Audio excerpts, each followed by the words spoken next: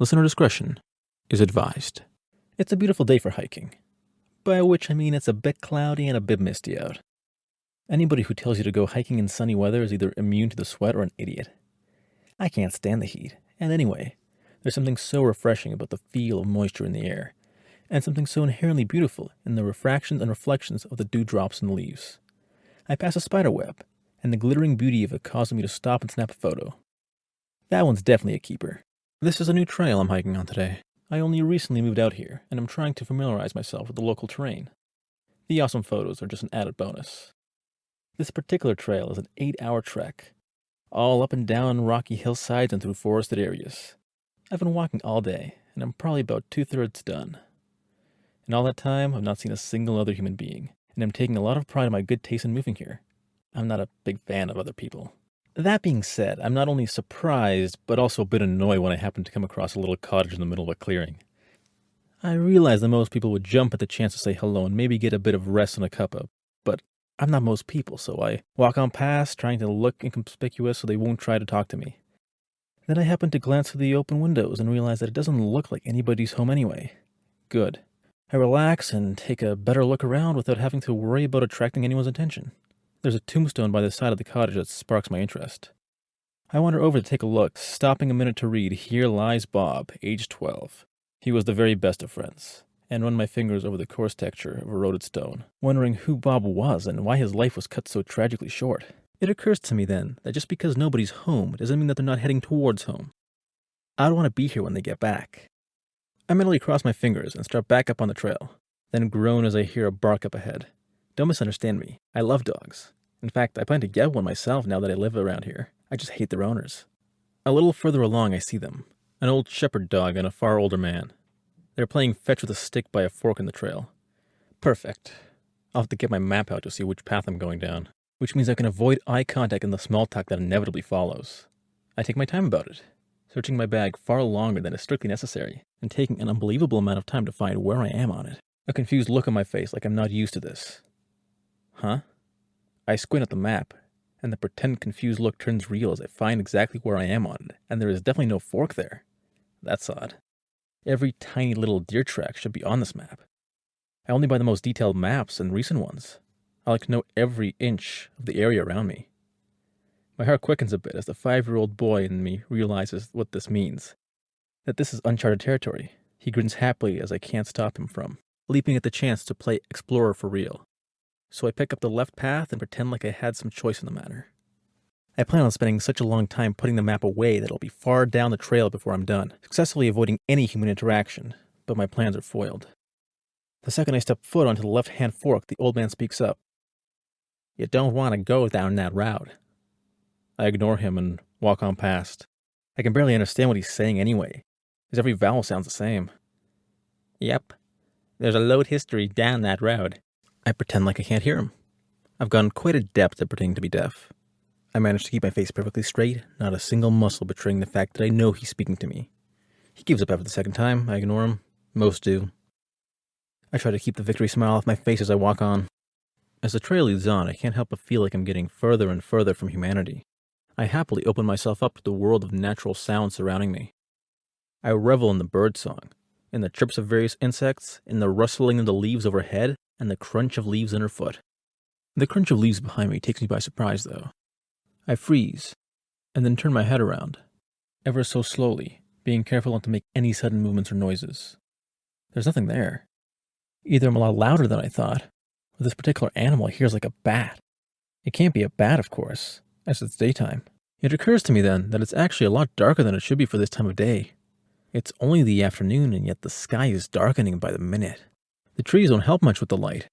They grow so close to the trail here that their branches interlock above it, blocking out any residual sunshine. Fine, I think. Maybe it was a bat. Now that I'm aware of the declining light, I start to worry about it. Even if I headed back right now, it would still take me a good 3 hours to get home. And that would mean not exploring the unmarked trail, which I don't think I can even bring myself to do. The problem is that I didn't think it would get dark anywhere near this early, and didn't think to bring a torch. I really don't want to go stumbling along down here with only my inferior human night vision against all the terrors of the nocturnal animal kingdom. I check my map to see if there are any likely camping spots around here, and find a cave not too far ahead. which gives me hope for my bat theory again.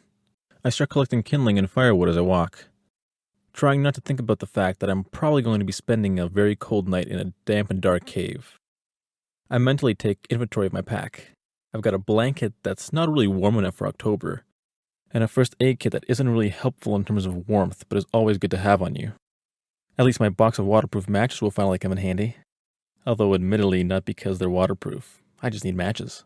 As if the universe is mocking me, a low rumble of thunder sounds overhead at that, and I groan as the first few drops of rain splatter sporadically onto my head. Funny, I always check weather forecasts before I go on a long hike like this time, and there had been no mention of any rain, let alone thunderstorms. By the time I stumble into the entrance of the cave, I'm soaked through, and very glad of the waterproofness of my matches. I dump my armload of firewood into a rough pile near the middle of the cave and settle down next to it to see whether I can get anything lit or whether I'm going to freeze to death despite my blanket. I run through about half the matches just trying to dry out the kindling enough that I can light the fire. When I finally get it lit, I place the large sticks near it to dry off, and cross my fingers that it doesn't go out. Tending to the fire gets easier the bigger it gets, and soon I'm able to relax a bit and let my mind wander away from the persnickety business of fire building. I watch the shadows play on the walls and lose myself in their dance. I trance out a bit, vaguely aware of my consciousness floating in and out of the murky waters of sleep as I do so, but unable to do much about it. I can't seem to take my eyes off the fire shadows. The dance continues to change and shift before my eyes. A never-ending evolution of shapes that end the same way any evolution does. Intelligence. I don't bat an eye when the man-shadow takes shape before me. For some reason it doesn't bother me right now, and the fact that it doesn't bother me also doesn't bother me. All I care about is the dance of flickering shadows in front of me. The man-shadow beckons me, and I can't stop myself from going to it, although my limbs feel as if they're wading through treacle. He points, and I unwittingly watch myself follow in that direction, no longer in control of my own body, until I'm standing right at the back of the cave. The shadow continues pointing, and this time I see that it's pointing at the floor. My eyes follow the finger downwards, and my hands soon follow as it becomes obvious that he's pointing through the floor as something buried here. I dig frantically and uncontrollably, literally, with my bare hands in the dirt, cutting two of my fingers on sharp rocks and inadvertently burying dirt deep under my nails. I watch in horror as a nail rips off, exposing the raw flesh underneath, which is then shoved right back into the dirt without so much as a brief respite.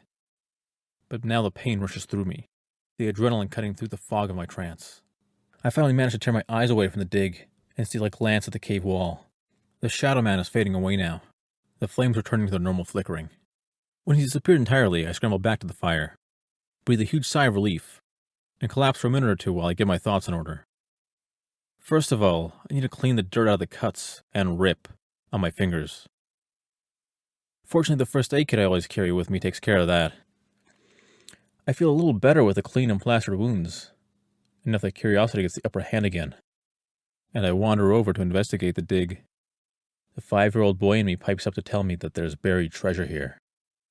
The shadow wanted me to have it, and once again, I have no choice but to do what he wants. I'm a lot more careful about the digging now that I'm actually the one in control in doing it. I take my time and manage to pry a few rocks out of the dirt without cutting myself once. When I'm a few feet down, I encounter something that doesn't feel like a rock. For one thing, it's not trying to cut me. I can't get a grip on the smooth surface of it, so I dig around it, and underneath, and eventually lift out a hunk of dirt with the smooth object embedded neatly in the middle of it. I gently brush the dirt off, working meticulously, on one part at a time so that for the moment all you can see is a smooth, round, creamy white bump in the dirt, about 2 inches in diameter. The 5-year-old boy in me tries to tell me that it must be a dragon egg, and I honestly can't think of anything better to shoot his idea down with. A buried treasure that's just a smooth, round stone? If this was in a story, there would be no convincing me that it was anything else. That is, until I move to the next part and my thumb encounters a dip in the surface. I frown, confused, and brush the dirt off more vigorously, uncovering an empty eye socket. I can't do anything but stare for the longest time. I don't blink, I don't even breathe, I just stare silently, trying to wrap my head around the fact that I'm holding the remains of someone else's head in my hands. Then I get my breath back, and scream, drop it, and run the hell out of the cave. Back the way I'd come. I don't stop for anything, least of all to think. I can't think. I don't want to think. I let the adrenaline take over and act on impulse, letting my brain play white noise where my thoughts should be. It deserves the break. I don't even notice the fact that it stopped raining and it's daylight again until I reach the fork where I'd originally strayed from the trail. I slow down a bit then, distinctly happy to be back in charted territory. As I passed the little cottage, I seriously considered stopping and seeking the comfort of another human being for once. But again, it looks as if no one's home. In fact, as I look closer, I realize it doesn't look like anybody's been home in a long time. The place is falling apart. That old man and his dog must have been just out hiking like me, not living out here. The first thing I do when I get back to civilization is shower, trying to rid myself not just of the dirt on my body, but of the feeling of dirt on my soul. The second thing I do is call the police, who take my directions and go to the cave while I stay at home, huddled in warm blankets with all the lights on. Normally I have the fire on at home to keep warm, but for some reason I don't want to have a real fire lit anymore. I'm not sure I ever will again. A couple of days later, the police call me in for a statement and tell me that the skull I found belonged to a man that used to live in the cottage I'd passed, but had disappeared years earlier and had been presumed dead, possibly murdered. There was a lot of intrigue and mystery surrounding the case. When they showed me his file, I nearly choked on the stale coffee they'd given me. The picture, clipped at the front of it, was of the old man I'd met on the trail.